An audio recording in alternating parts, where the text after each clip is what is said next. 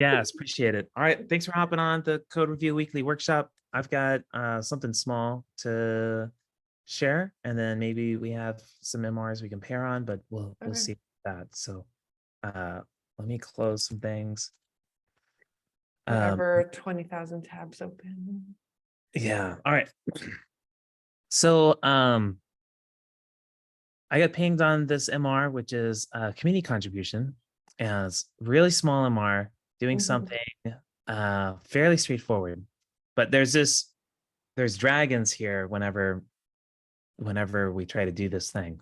Um, so rather than just creating a alert um, for all types of errors, be really nice to tell the user what kind of error has happened. I Now, would what? agree. There are times when I get like, this thing failed, and I'm like, well, Yeah, it would really be nice to know like why, and I didn't know what I did wrong. yeah, 100%. So the one thing I guess I'm kind of bringing up, this is something Mm. sort of technical, but it's also this is review related because it's like this is a big thing to keep an eye out, especially in our code base where we don't have any type safety whatsoever. Mhm. Is there's certain areas in the code where we have no guarantee of what the shape of the value is, even if it's Oh, like an project error that current. comes. Yeah, I've noticed this sometimes in, I think it's like GraphQL. Is there sometimes would have return Yeah. Oh. messages versus a message, or Mhm. like you don't know Yeah. what's in there? The error part too might do that. GraphQL should be, I think GraphQL mostly comes up where sometimes something's nully and Yeah. you don't expect it to be. Or maybe it's like the service response. I feel like there's some spot where somebody was like, this could be messages or message, and like Yeah. Yeah. very. Uh so it's very possible that rather than actually throwing the error we want to throw, we show no messages because an error Mm, happened in our catch trying to reference something that doesn't exist. So mm, anytime I like error handling, it aches me on the inside because it's like something that we don't have really good established patterns to do, but we just have to be mhm. careful because it does go a long way when we can do this correctly. Yeah. But we got to cover we got to really do like at runtime type checking here. But while I was looking at this too, another thing stuck out to me was that stepping back and seeing that the goal is testing if a fork is already present. So Mm, that's the new message is a fork of this project already exists. And it's a little deceptive, but that's actually different than checking if the name has already been taken. mhm, Because mhm. I can create a project in a namespace that's not a fork and is its own standalone project, then try to fork that happens to have the same name. Mhm. And then I will run into this where the name's already taken. But that's But not actually what it is. right, Yeah. it's not actually a forking thing. So thankfully, it does look like in that situation, I tested it out because I wanted to see what would happen. And Mhm, thankfully, in that situation, there's another field that we can mhm. uh, check for. So that was part of my issue suggestion comment here. And in the patch, I didn't directly bring this up, but it's like it'd be great to handle this check in its own function. So in my patch, I'm kind of providing that idea as well of moving this to its own function so that it would kind of just look like this, which is cool. Yeah. I Um, think that's probably, it reads a little bit nicer, and then if someone wants to add another, yeah. then it's not like another block in that code. Yeah, it's funny, like keeping an eye out for any time you're doing like this kind of it's like it's a pure function and it's you're doing like Mhm, it's like a big it's kind of like a it's like a switch case, mhm, but it's mhm. like a I don't know, it's a more not complicated, but it's like a switch cases with ifs. Yeah. Anytime you're doing that kind of thing is like, yeah, putting in its own function makes it really helpful. Mhm, mhm. But then I was talking about this because we were just talking about MRs that we've reviewed recently, and I brought this one up because I was going to bring it up here. I was talking about this with James, and while we were talking about it, he was talking about translations, and that didn't dawn on me Yeah. was that so this string comes from the backend, and he said Yeah. something where, oh, but the backend I guess can't translate it. I was like, well, no, we do translations on the We backend. do. Yeah. It depends, not always, but Yeah, because I oftentimes, if I don't see them done with like validation errors, um, I'll make a suggestion that's non-blocking and ask, like, is this a message that goes to the user? Because if so, we might want to consider translating it, but if it's not, then maybe we don't need to. yeah, Um, and right. So here's what's really interesting is if the backend is translating the string, yeah. um, if it is translating the string, then we can't check it this way in the front end Mm, because under certain translations, it's always going to be false yeah. unless we I- decide to translate this on the front end too. But like all of me is really, really, really hesitant to do that. Um, How would that even work? I don't know, like, does, if you do the translation with, did the includes, is it smart enough to like, no, I don't know.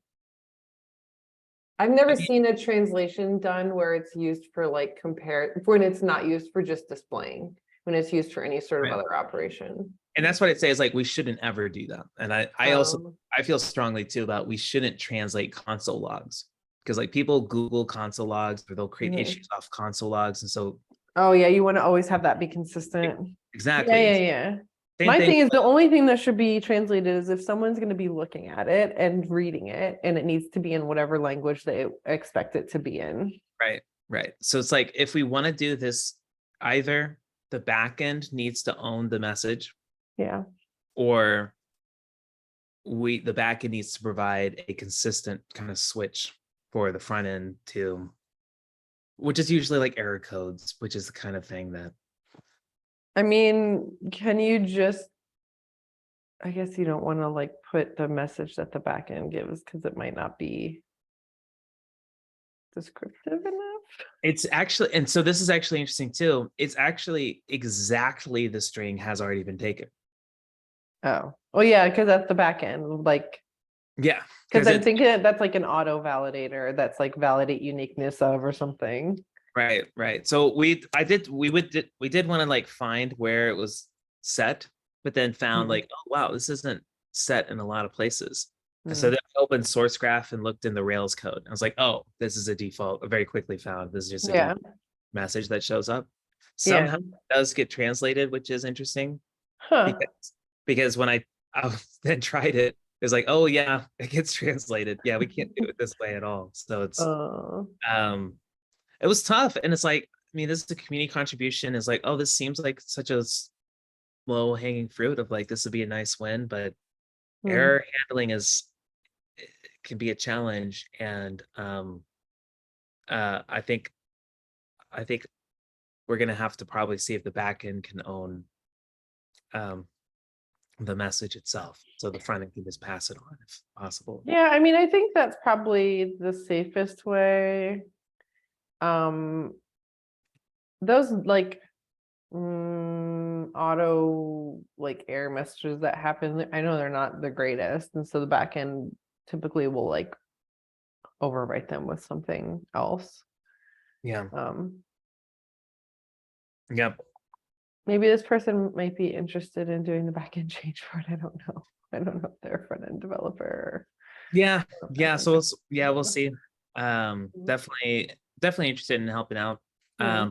So in that note though, I did happen to know that Yannick had worked on Mm, error message issue and established some new pattern for doing that. mhm, mhm. I wasn't quite sure what that was, so I just pinged him to see if he can share his experience. Okay. on this MR. So, yeah, it's interesting. It's funny how like you as a reviewer, you can get in a mode, especially if you've like already reviewed a couple of MRs that were just like, oh yeah, super straightforward. I don't even need to check this out locally. Like we're getting Yeah. things done. But it's funny how some MRs are like, this looks so straightforward, but it's like, yeah, you gotta really check them out. Yeah. And I think it might be very easy to be like, oh, approve it, looks good. But Mhm. well, thanks for sharing that. I will say the translation stuff is hard. When I review it, I often open up the documentation page and just like kind of re-review, because I know there's some cases where it's like this is stuff you have to watch out for. Yeah, Yeah, I wonder if we have anything in there about like checking against the values. that's a good question. I'm sure we do. Well, It's probably that doc's pretty good. yeah, it is. But I don't know if it has that like whether you can check things or not. But yeah, Yeah. I think I appreciate you sharing that. Well, thanks for checking out. Yeah. Did you have anything that you wanted to share? I don't know. That's okay. I don't know if I have any review things.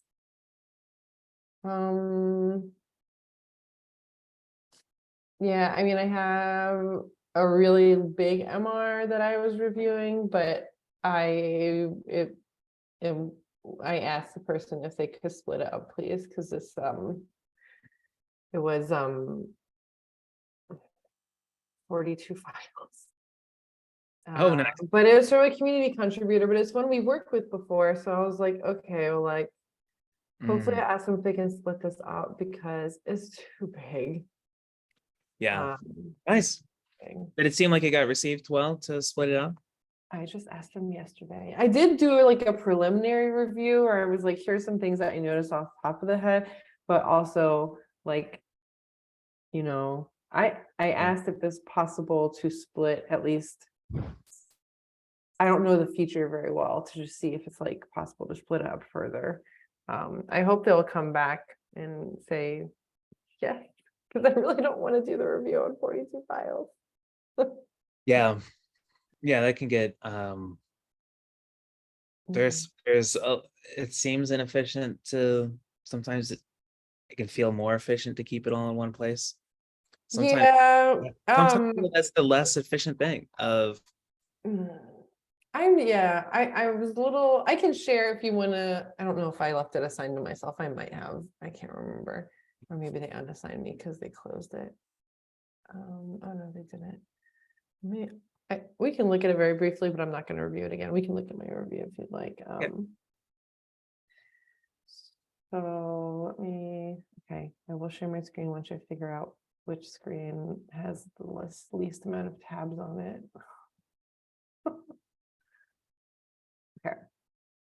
And I got assigned this because I think I reviewed something else by I guess because now I review like a database change and then oh, it looks like it's got less files in it. Maybe they did split it. oh yeah. Okay, maybe they split it. Okay, that makes me so happy. I'm so happy they agreed to. Do you mind sharing how you asked to split it? I think that could be helpful for others. Okay, I said I left a bunch of questions and suggestions, and I left them like 10 comments because this thing was huge. And it contained like GraphQL. I guess we could start at the top and see what it's doing. From what I can tell, this is a contribution where they are removing the usages of a field called emails disabled and replacing it with a new field that was added, and it's a new database field called email enabled. Oh wow. I don't know why, but that's what's happening. So this MR originally was changing the settings in groups and projects and there's just so many files, but they Yeah. have a UI. So like there's like front end changes, back end changes. There's some database changes because they had a question about some database query that wasn't working right. I like kind of looked at it and was like, this is a tomorrow problem, possibly even a Monday problem. I don't know. So we're already looking at like 3 different types of reviews and this like 42 files. I just envision this could be like a 200 thread discussion where someone comes in as one of the last reviewers. Like if it was me, I would like probably cry a little bit because I am inclined to want to open up all the discussion threads and kind of see what was discussed before, and make sure I fully understand what this is doing, especially since this is not my team. This is not my area where like I work in a lot of the times. Wow. So Yeah. it looks like they did split it up and that makes me like so happy. But the Nice. way I asked them, it was like I left a bunch of questions and suggestions and I still need to do some digging. But I was like, before getting too much further, the MR is large. Is it possible to break into smaller MRs? I asked because I don't know this area, could they split the changes for the project settings and the group settings into separate MRs?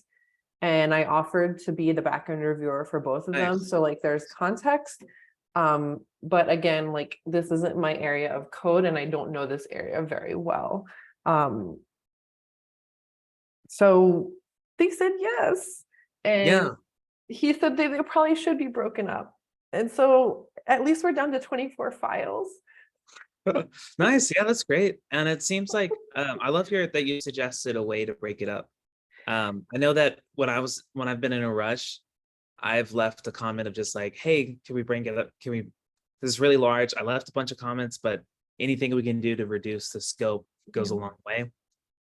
And sometimes the result is a splitting up that's less favorable because it's Yeah. like, oh, rather than splitting up into clear integrated chunks, Mhm. we split it up into a bunch of unused layers, and at the very end it's all used together. It's like, Yes. that's harder to review sometimes that way. Yeah. Yeah, at least with this, I was like, well, I've asked, and when I haven't given a suggestion, a lot of times I get pushback no, but I'm asking because I don't know enough about what I'm Yeah. reviewing, like how it could be split up. But at least with this, I was like, okay, they're dealing with group suggestion settings, they're dealing with project settings. Like, are those separate enough? There's 2 different fields in the database that this could be split up.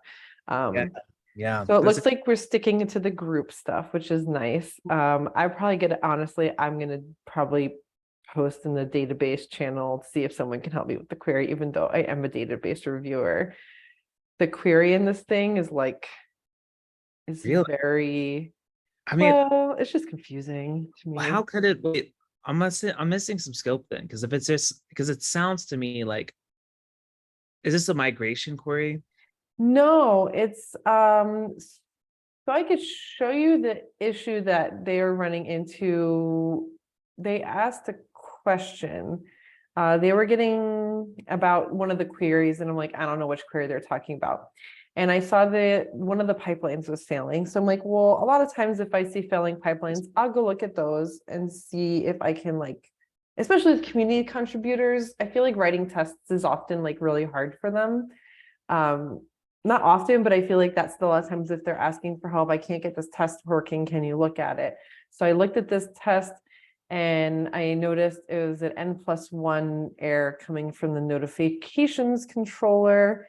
And I was like, that's weird. But this is dealing with email settings. Like, why are we getting this notification controller thing? And I did some digging and I eventually, I didn't see it in this, but I did some digging in the code and saw that it's a query that's dealing with the emails disabled setting. Oh, I yeah. guess when you load the user's notification profile, it like pulls all the email settings. I don't quite understand it. Again, not my area of expertise. Right. Um, but yeah, it's some query in the group model. I don't know how to get to this direct file from this view because you kind of need to see all of it. So You can maybe do the just, old version of the diff. Oh, you're good. oh, oh, it's gone. That's okay. Okay, it's not here We anymore. might have, Okay. it might be in a different It's probably in a different MR. You, So this one? you hit the old at the top where it says you started a thread on an old Yeah. version of the diff. Oh, so I can go like that and click it. Yep, that should take you there. All right, I'm gonna click and see what happens. I learned something new today. This is what it looked like when I first started reviewing it. Oh, but see, I don't understand why Where's this the happens. file? Oh no, this seems like things are borked. Yeah, I've seen this happen before. I think a refresh might. No, no. It might be because you're in single file mode. Ah, weird. That seems like a freaking bug. Uh-huh. Uh-huh. Um, So I guess when I looked at this query, and let me hide my comment because I think that's kind of, and I don't know why this is orange, but that's fine. In this query, I already like before they changed it, it's hard for me to read because you have this like inner group where you're referencing something called namespace with emails disabled. Like looks like that's a table name or like a select yeah. that's I Or even, wanted some time to like look at this because do we even already I was use like, this is confusing to me. we even use things like views? Is it possible this is like a view? Yeah, I don't know. I was honestly thinking of even just tagging the person whose name was last on the method and being like, hello, Yeah. would you mind helping? Because um I do database reviews, but a lot of the time I'm more focused on like making sure it's prepped properly for the maintainer, looking at like the query plans that have been provided, looking at the migrations and making sure they're like following the guidelines for the way the migrations need to be written and not necessarily like writing super complicated queries. Yeah. So Inner. when this happens, I'm like, oh boy, at least I addressed that they were like, hey, I saw this problem is probably related to this pipeline. I'm not sure how to fix it. I need some more time. So What? that So they don't feel ignored. but wait, I have a question. All right. Okay. All right. So one thing that strikes me as odd if I picked up the scope of this MR Mhm. is we're actually renaming the database field. It has already been renamed, and I think that's why I was assigned as a reviewer because I reviewed a previous MR where let's see, is it this one? No, this one. Did I review that? Yeah, there we go. Migrate email. Yeah. So there's been some work to, oh, and this is the database person I was going to tag, so that works out well. They should be aware of this. I've got an overarching question for you about it. Is like Sure. looking at the scope, if you go back to the MR you're reviewing, This one. Yes. yeah. And you look at the before and after. Yes. Uh, so we have done this multiple times where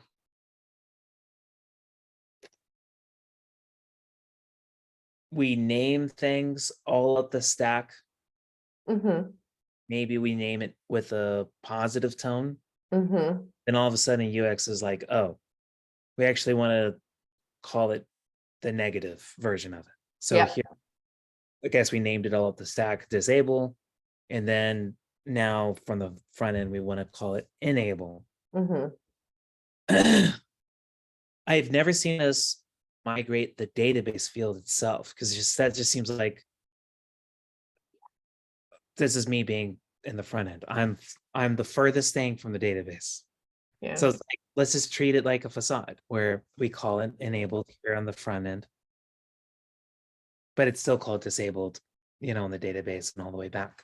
That's my Mm-hmm. question is, when do we make a decision to actually do that kind of surfacey level renaming on the database, Yeah. I don't know. I would hope that it's no. Okay. I would hope that okay, I don't know why this is there. Maybe it's in Was that a private oh, issue? this is a design. No, I was thought maybe it wasn't related. This is not a private issue. This is just a 4-year-old issue. It's not confidential. Yeah, I think the original MR that I reviewed was this one. Let me look and just double check that this is the one that I reviewed. Yes. The only thing that this MR changed was it was database migrations to like ensure that the background migration is finished. And so I think because this one was so small and focused, I was just like, well, this Yeah. is just Well, yeah, of course, like, because like I yeah. didn't actually look into it. So now I'm like someone who knows what's happening with this feature, which I don't feel that's the case. Well, right, but I'm just But saying, this like, one was hard. This one, I think it took, because these are background migrations and this is a person that's not working at GitLab, they're a community contributor. It took 2 months and I think I pinged them like every time I checked it. I'm like, oh, it's still going. Oh, it's still going. Oh, it's still going. Oh, it's finally finished. And it finally was like 2 months later. yeah. So But I never looked into like what this is actually trying to do besides, you know, I yeah, also don't understand. The title of this doesn't give me information about like what the name change is for. I don't know. That is a great yeah. question. If you keep scrolling down, let's keep going down to wait, scroll up. Sorry. Here. If you keep going up, there's Oh, this. up a little bit more. No. Okay, hold on. Oh, I clicked it's unhappy. Hold on. Okay. No. I don't have to close Yeah, that. there's one that says enable. Yeah. If you keep scrolling down, just a little more. Design Where- notes. Oh, the design note. Okay. What do you want? This one? Sorry, up one more bit. This one. There we There we go. go. Okay. Oh, oh, oh. All of this, pretty much. New header has been added.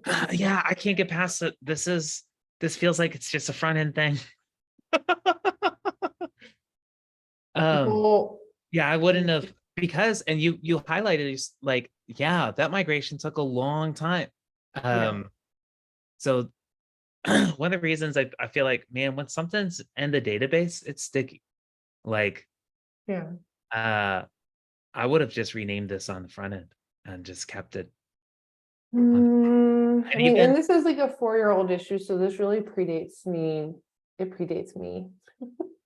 sure, I'm not but sure if there's a discussion in here about what yeah, the change should be. yeah, that's interesting. I don't know. I mean, I kind of struggle with this on my team because we have a lot of things named Elasticsearch in the database.